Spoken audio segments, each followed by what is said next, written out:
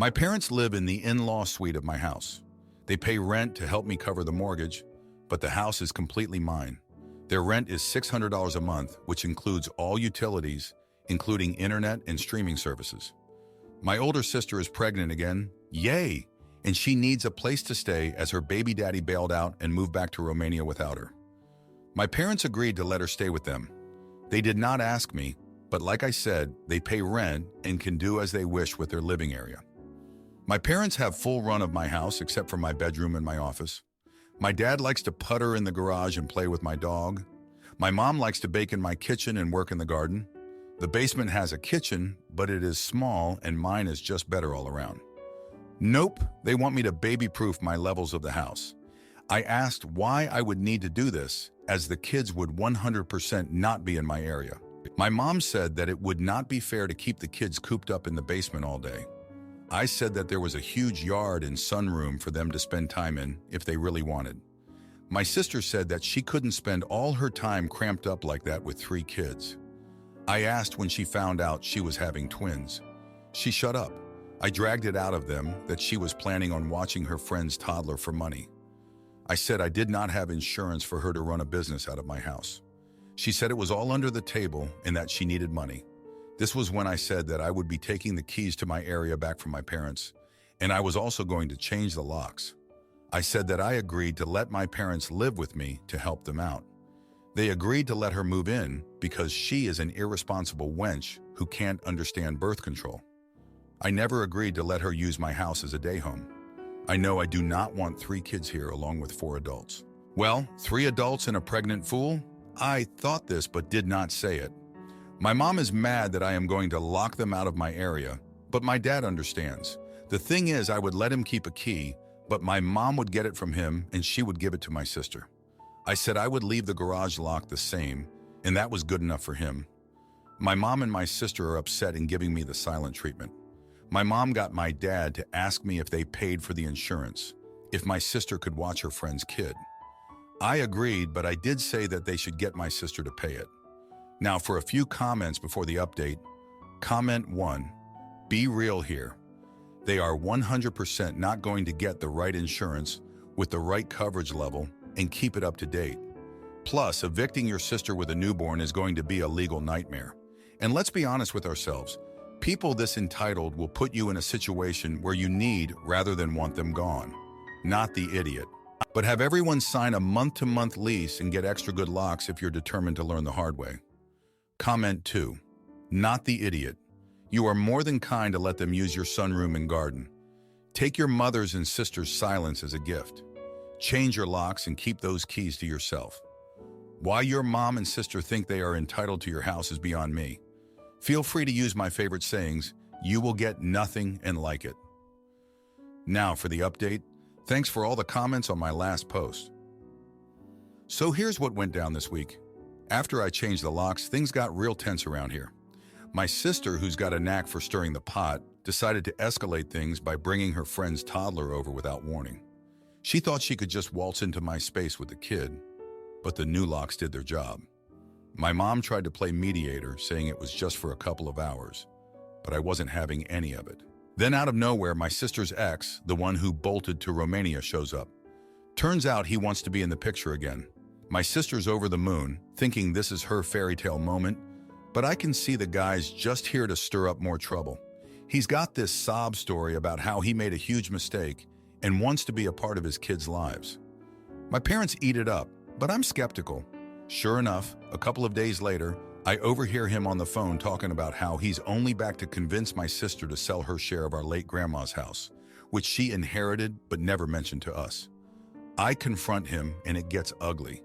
He tries to smooth talk his way out of it, but I'm not buying it. My sister overhears and loses it, accusing me of trying to ruin her happiness. My parents are caught in the middle, and it's a mess. I tell them all that I'm done being walked over and that my sister and her ex need to figure out their own lives without dragging me and my house into it. The next day, my sister announces she's moving out to work things out with her ex. My parents are upset, thinking the family's falling apart, but I'm relieved. I thought that was the end of it. But no, the toddler's mom shows up, furious about not being able to reach my sister. She threatens to sue for breach of their under-the-table deal. I manage to calm her down, explaining the situation, and she leaves without causing more drama.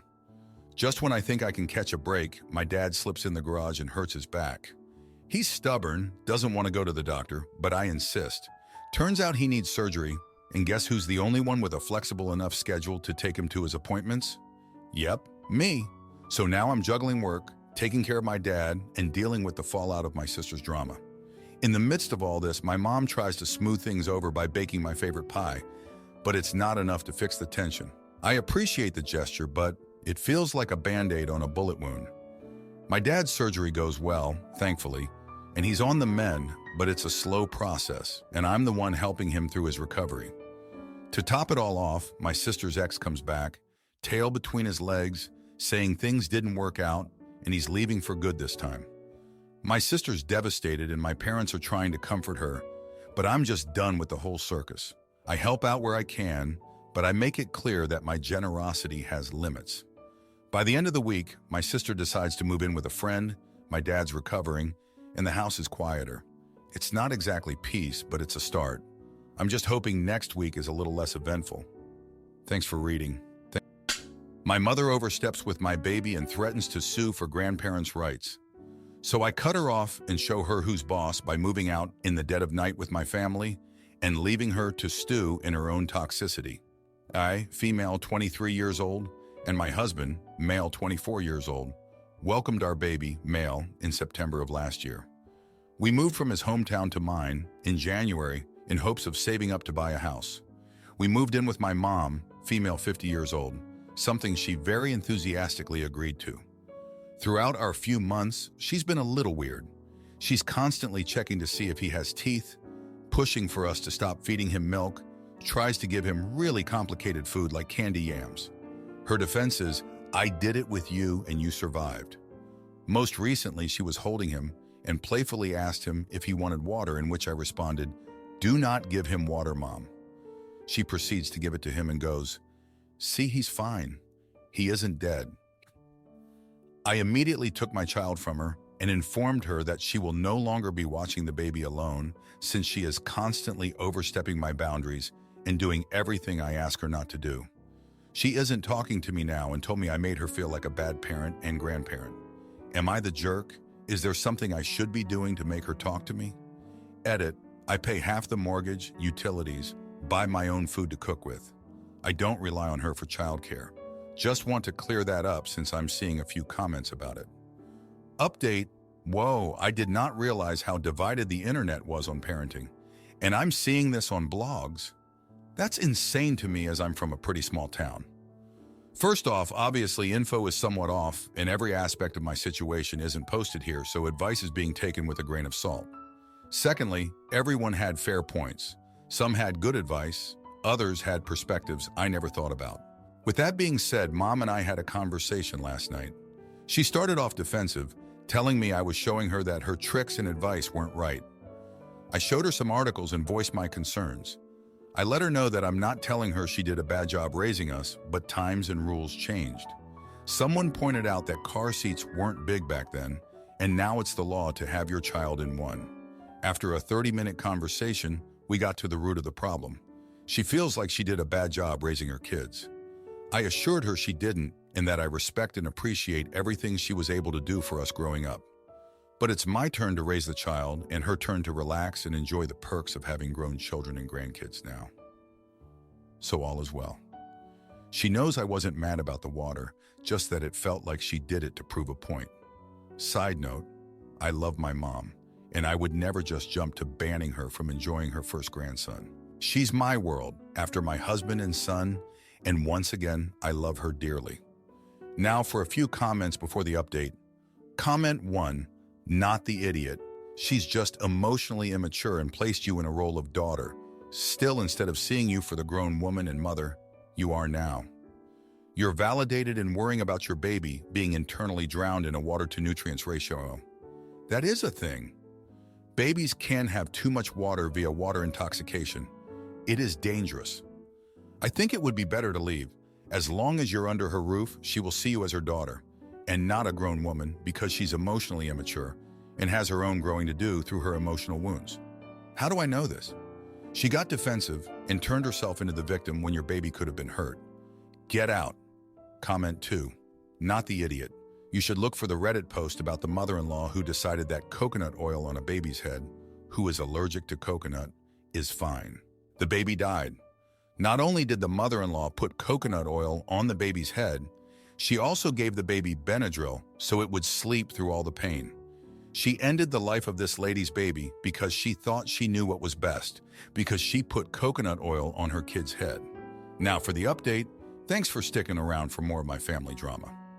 So after that whole water incident with my mom, things took a turn for the worse. I thought we had reached an understanding, but boy was I wrong.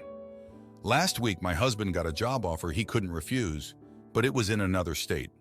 We were thrilled, but it meant we had to move out of my mom's place sooner than expected. I broke the news to her, expecting some support, but instead, she exploded. She accused us of using her and said we were ungrateful. It was like a switch had flipped. She went from being slightly overbearing to outright hostile. She even threatened to sue us for grandparents' rights to see her grandson, which was ridiculous because we never said she couldn't see him.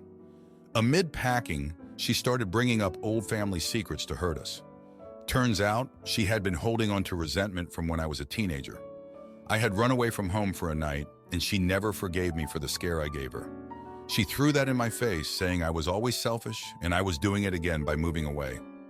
The next day, while we were out house hunting online, she did something unforgivable. She tried to take our son to her friend's house without telling us. We came back and they were gone. My heart dropped. We found them eventually, but that was the last straw. I couldn't trust her anymore. We moved out that night, staying at a friend's place until we could leave for the new job. My mom's been calling nonstop, leaving voicemails ranging from tearful apologies to angry rants. I haven't responded. It's clear now that her behavior isn't just about being a doting grandma. It's about control. The move was stressful, but we're settling into our new place now. It's a fresh start for us, and while I'm sad about how things ended with my mom, I know it was the right decision for our family's safety and peace of mind. Thanks for reading. My sister's husband cheats and my mom sneaks around to help him, so I kicked them both out and changed the locks. My baby sister just had a baby, and our mom came to help. My sister and her husband live in a tiny apartment with no room for my mom. I agreed to let her stay with me since I live only 8 blocks away. It's walkable. My plan was to Uber her over in the morning and pick her up after work. I only eat 1 meal a day during the week, supper. For breakfast, I have coffee, and for lunch, I have some fruit. On Saturday, I treat myself to a good breakfast, and on Sundays, I take the woman I'm dating for brunch. My mother decided that this was unacceptable. She got up early and went through my fridge and freezer to make me breakfast. I told her that I appreciate it, but that I do not usually eat breakfast. She said that was stupid. I very clearly communicated to her that she was welcome to eat anything in my home, but to please not make me breakfast, as it was a waste. She made breakfast the following day. I walked out without eating it. I figured worst case scenario I could eat it for supper.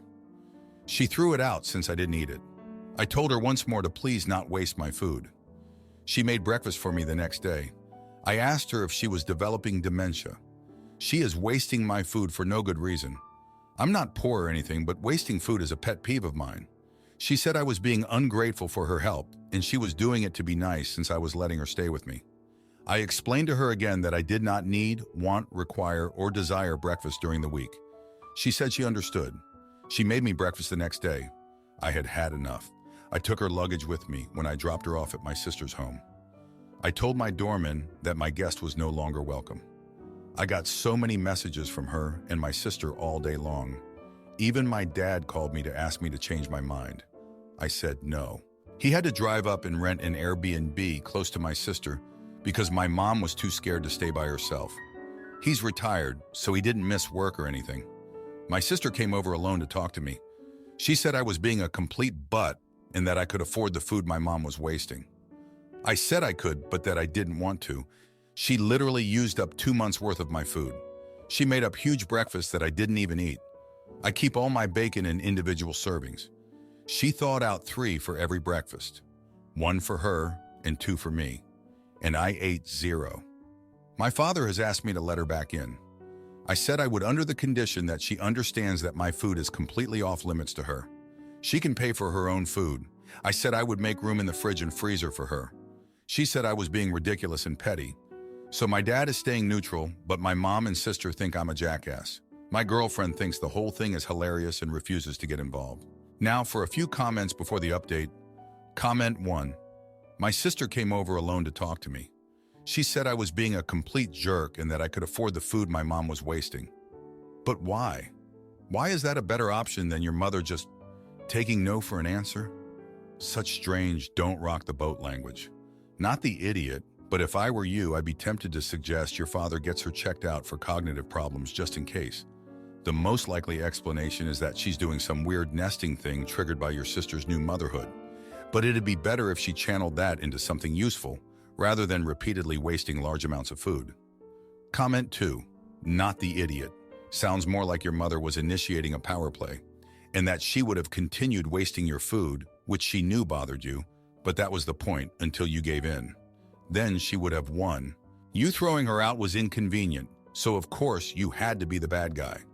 But that shouldn't have been necessary if your mother had been the least bit reasonable. People tend to take the easier route, and asking a reasonable person to give in is much easier than asking an unreasonable person to be reasonable. Now for the update, thanks for all the comments on my last post. Well, things escalated quickly after my mom got the boot from my place. Just when I thought I had a handle on the situation, my sister's husband lost his job. Suddenly, the family drama shifted as they scrambled to figure out their finances with a newborn. My sister, desperate, came to me for help.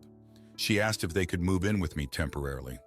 I was hesitant, but I agreed on one condition. My mom wasn't allowed to step foot in my place. My sister agreed reluctantly. The first few days were a mess. My sister and her husband were arguing nonstop, the baby was crying, and I was trying to maintain some semblance of normalcy. Then one evening, I came home to find my mom in my kitchen cooking. She had snuck in using my sister's key. I was livid. I felt betrayed by my sister and furious at my mom for crossing the line again. But then my mom dropped the news. She confessed that she had been secretly helping my sister's husband with job interviews, tweaking his resume, and even reaching out to her old contacts. She had been coming over early to cook him a hearty breakfast before his interviews. It turned out he had just landed a job, thanks in part to her efforts. I was torn. On one hand, my mom had gone behind my back, but on the other, she had helped my sister's family in a significant way. I felt weak and desperate, but I couldn't stay mad. I forgave her, even though it made me look like a pushover to my girlfriend, who couldn't believe I caved. Just as things were settling down, my sister found some texts on her husband's phone. They were from an old girlfriend, and they weren't innocent. My sister was devastated. She confronted him, and he admitted to a brief affair while he was unemployed. The stress, he said, had driven him to it. The house was in chaos. My sister was heartbroken, my mom was trying to mediate, and I was stuck in the middle of it all. I wanted to throw him out, but my sister begged me not to. She wanted to work things out for the sake of their child. In the end, they decided to go to counseling. It was a tough pill to swallow watching them try to patch things up after what he did. But it wasn't my call to make. I had to respect my sister's wishes, even if I didn't agree with them. Thanks for reading. If you like this video, you'll probably like these too. Also, while you're here, please consider subscribing. It's your support that keeps this channel alive and allows me to make better and longer videos. Have a great day!